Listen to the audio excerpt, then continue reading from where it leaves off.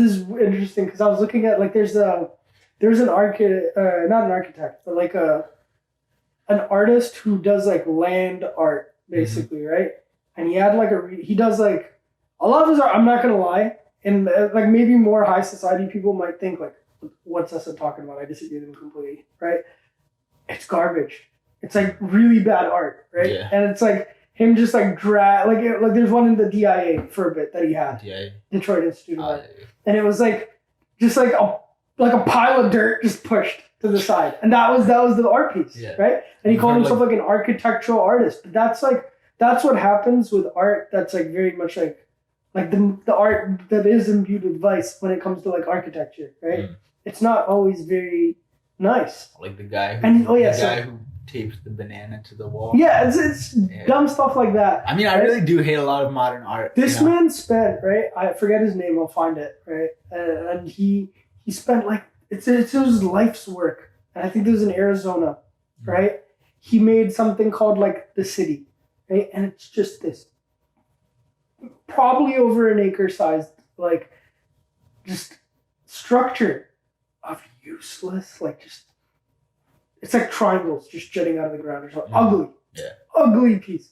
And like, I was thinking like, this man wasted so much of his life to make this garbage. And like, there is no message. Yeah. You know? And like, I don't see the beauty in it. I could be wrong. You know, and I'm someone, sorry I'm interrupted, but I'm someone who can appreciate modern art, who can appreciate abstract art. Yeah. Right? But that was like, that's not even art, bro. That's just pathetic. I mean, here's what I'll say. Like, at the end of the day, I don't like most of those kinds of art. Right? Like, in general, I can understand the argument that, you know, art is in the... It makes me think... I'm sorry, you keep on talking. Like, beauty is in the eye of the beholder. I mean, I kind of like that one. Oh, I'll bring it back. But it does kind of, like, you know... there is that quote, you know, beauty's in the eye of the beholder. And I do agree with that to a certain... Okay, now Frank, I need you to go talk to that gallery owner. Convince her to come to Patty's for an art opening that we're going to have here. You know, flash a little cash. Pretend you're like a high society. I'm sorry, did I have to? I got this. I used to hang with an art crowd in the 70s. I know these people. Oh, okay, all right, but play it subtle, all right? Subtle. Yeah. Frank, play it subtle. Subtle. Hello. Hello? I'm Goglogian, the art collector. Charmed, I'm sure. I'm going to invite you to a show. Okay. But first, allow me to destroy your gallery. Bullshit. Bullshit. Derivative. That I love. I absolutely love. That's just the air conditioner. I want it. It's everything. I mean, look at us.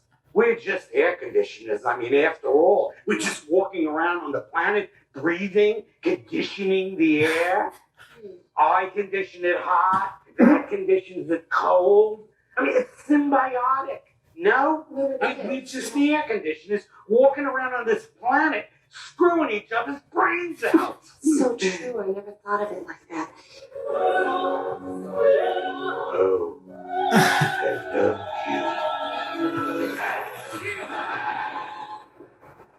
Yeah, and I would scroll back a bit and just leave that on Goglogian. That's going to be the new background. Okay, now Frank. I absolutely love This, I feel like this really encapsulates this podcast, this episode. You know, like, this is us. We're not Goglogian. We're air conditioners. I loved this scene so much. It encapsulates so much of what I genuinely believe about. Because, like, I think in the episode, the only reason he really said that was he's like, they're all degenerates in the show, right? So he wanted the air conditioner. Like, he just wanted the air conditioner for his house. Even though he's like filthy rich. It's really funny. Ridiculous. Yeah. But like, oh man.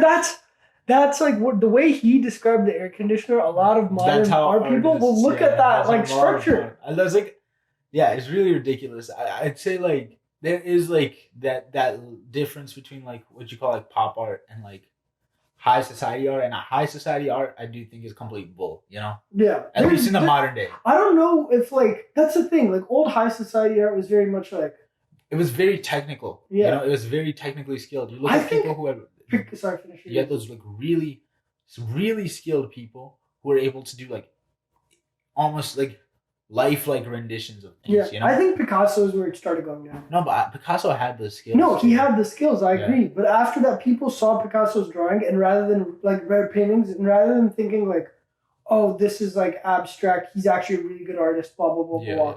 They're like, "Look at how absurd this is. Mm. I'm gonna make something more absurd." And that's really what it turned into. It's like an Mm. absurdity contest.